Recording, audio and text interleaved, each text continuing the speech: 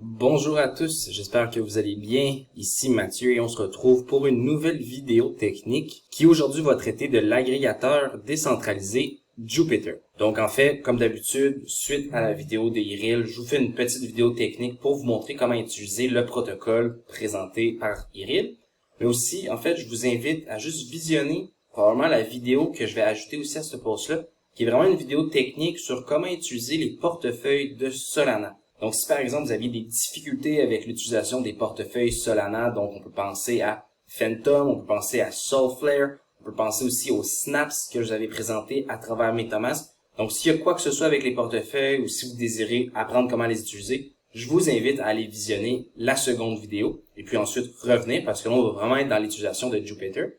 Puis aussi, c'est vraiment important, je fais un petit rappel, j'avais fait une vidéo qui était une vidéo d'introduction à l'écosystème Solana. Donc, je montrais comment utiliser l'écosystème Solana en général, faire des swaps, apporter de la liquidité, faire du stacking. Donc, si explorer l'écosystème Solana vous intéresse, je vous invite à aller écouter aussi cette vidéo-là. Puis en fait, ces trois vidéos-là sont très complémentaires. Donc, en général, ça va vous donner une très bonne compréhension. Donc, pour débuter avec Jupiter aujourd'hui, c'est vraiment simple. Comme vous voyez présentement, je suis sur CoinGecko. Donc, nous ici, on va se rendre sur leur plateforme. Donc, je viens prendre le site web par CoinGecko pour assurer l'utilisation de bons liens. Donc, je clique ici sur jupe.ag. Là, vous voyez, on apporte directement sur l'application pour pouvoir faire des swaps. Donc, comme un échangeur décentralisé normal, je peux facilement faire des échanges. Ici, une des particularités qu'on va regarder ensemble aujourd'hui, c'est les perpetuals. Donc, ça, c'est des contrats long ou short. Donc, c'est pour les gens qui veulent trader avec des effets de levier. Donc, je vais vous montrer comment l'utiliser. Et puis aussi, on va regarder les autres petites options ici qui sont assez particulières, je dirais, qui sont des particularités de Jupiter, comme les ordres limites. On peut aussi faire du DCA d'une manière décentralisée ou du value averaging. Vous allez voir, c'est très similaire à du DCA. C'est juste que on achète à des moments où ce que les prix sont plus avantageux et on achète moins lorsque les prix sont hauts. Donc, je vais tout vous montrer ça dans la vidéo d'aujourd'hui. Mais comme vous voyez, en gros, Jupiter est un échangeur décentralisé qui a vraiment des options qu'habituellement on peut juste trouver sur des échangeurs centralisés, comme par exemple les perpétuels et les ordres limites. Mais là, on voit que ça commence à être un truc qui commence à arriver dans le domaine décentralisé, comme par exemple avec Hyperliquid. Et puis, Jupiter est aussi un échangeur décentralisé qui a un peu ouvert la voie à ces concepts-là. Donc, c'est super cool. Et puis, c'est sur Solana, donc les frais de transaction sont minimes. Donc, ce que je vais faire au début, c'est je vais commencer par faire un petit swap sur Jupiter parce que présentement, j'ai seulement du Solana.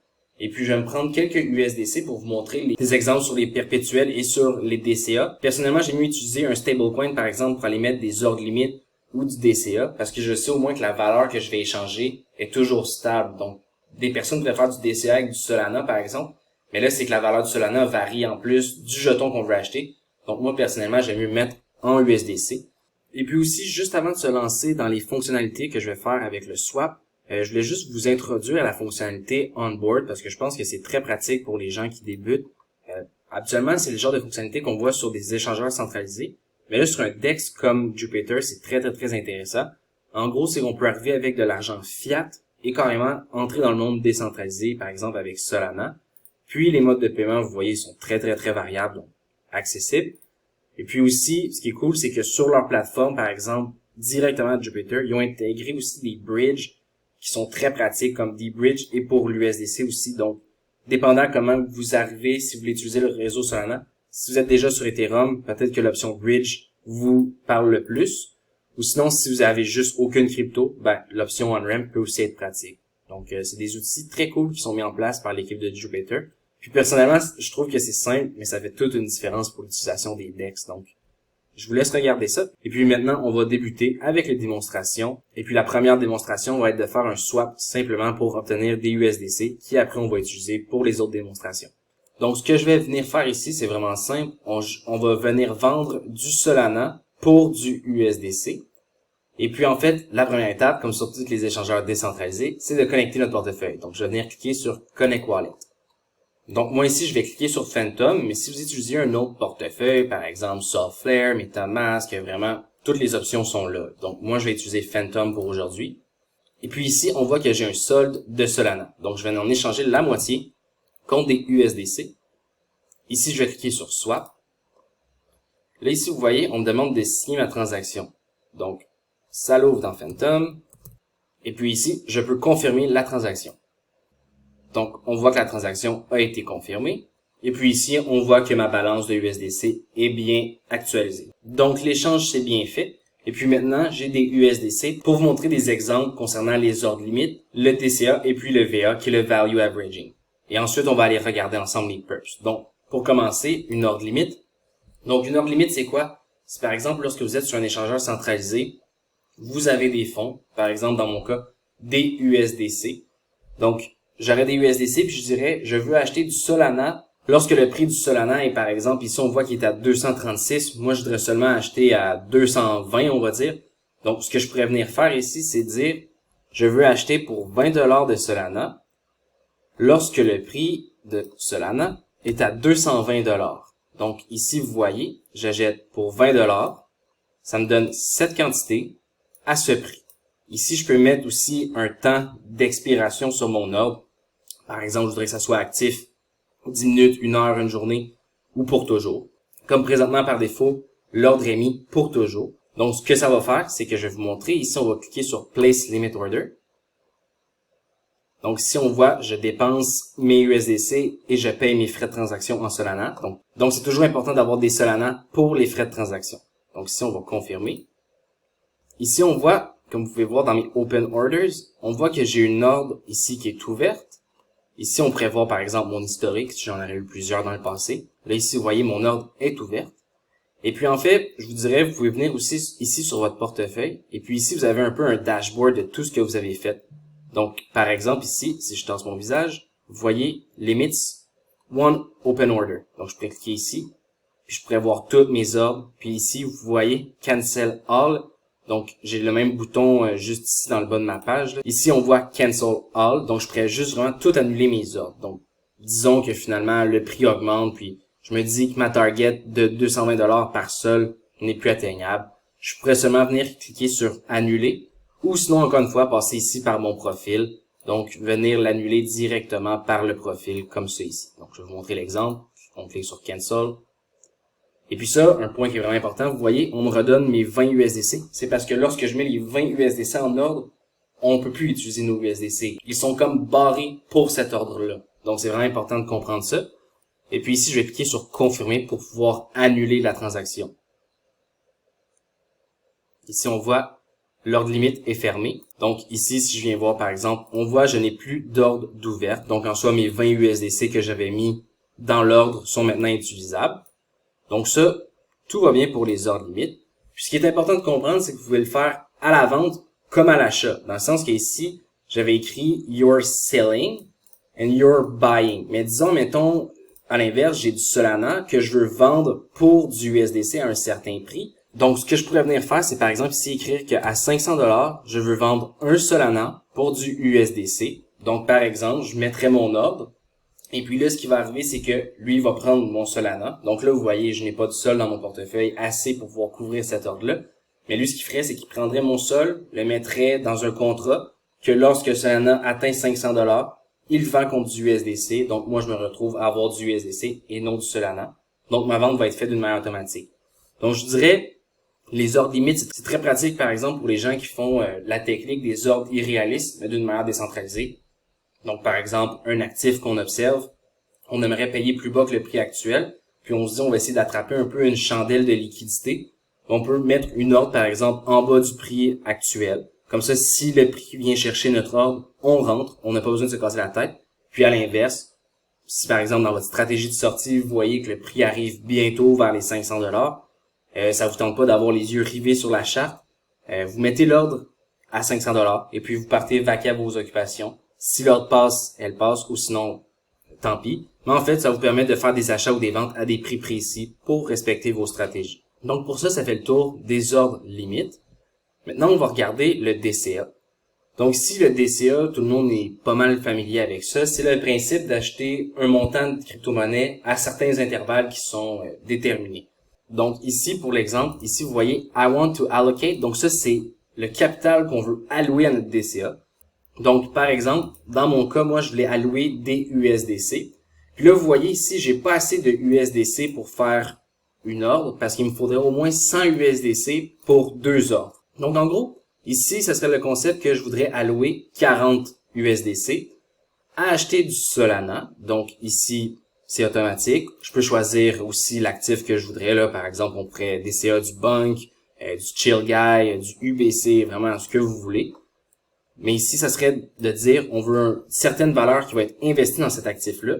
Ici, on voit, c'est la cadence que les paiements sont faits. Donc, par exemple, ici, on pourrait le mettre en 1 minute, mais vous allez comprendre qu'assez rapidement, on aurait écoulé en fait toute notre mise initiale. Donc, par exemple, pour la majorité des gens, souvent, ça va être soit du journalier, du hebdomadaire ou même des fois par mois. Donc, ça dépend vraiment c'est quoi votre stratégie. Mais minute et heure, c'est assez rapide. Puis ici, c'est sur combien de transactions qu'on veut injecter notre montant ici qu'on veut allouer. Donc là, par exemple, ça serait 2. Mais si, par exemple, moi, je mettrais, je sais pas, 1000$ que je veux avoir sur 4 semaines sur 5 ordres. Donc, lui, il va s'assurer de diviser les montants en montants égaux pour qu'à chaque achat, on puisse créer un achat du même montant en termes de dollars initial. Donc, vraiment la valeur initiale. Puis ici, un autre élément qui est vraiment cool, c'est qu'on peut décider un range de prix qu'on désire avoir nos Solana pour exécuter les achats. Donc, par exemple, moi, je pourrais lui dire que je veux des CA entre, je sais pas moi, 230 et 245. Donc, si par exemple le prix va plus haut que 245, il ne fera pas d'ordre. Si le prix va plus bas que 230, il ne fera pas d'ordre. Donc, ça aussi, ça peut être une manière de, comment je pourrais dire, accumuler dans des ranges, par exemple, d'une manière automatique. Donc, c'est assez simple.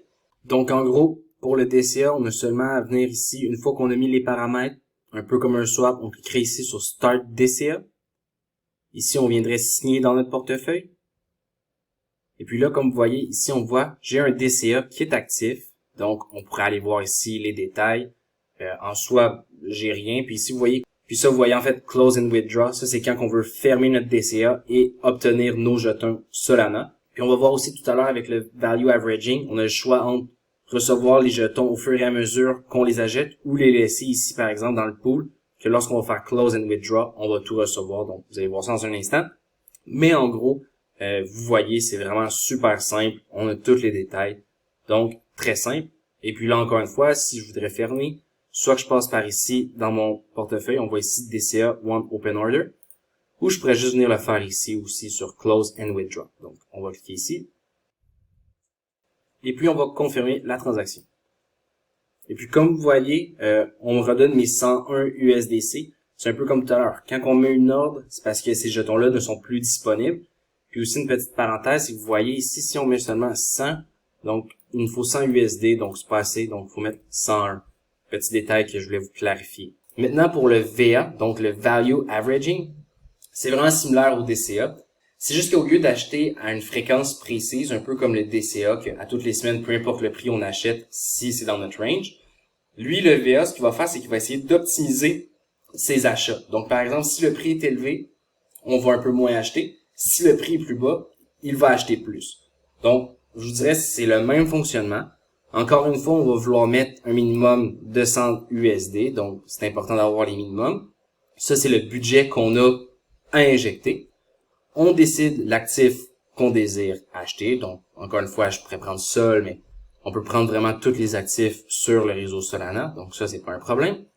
Et puis ici, on dit, par exemple, to increase value by. Et puis ça ici, en fait, ce qu'il faut comprendre, c'est que c'est la valeur qu'on désire que notre portefeuille augmente à la fréquence qu'on met ici.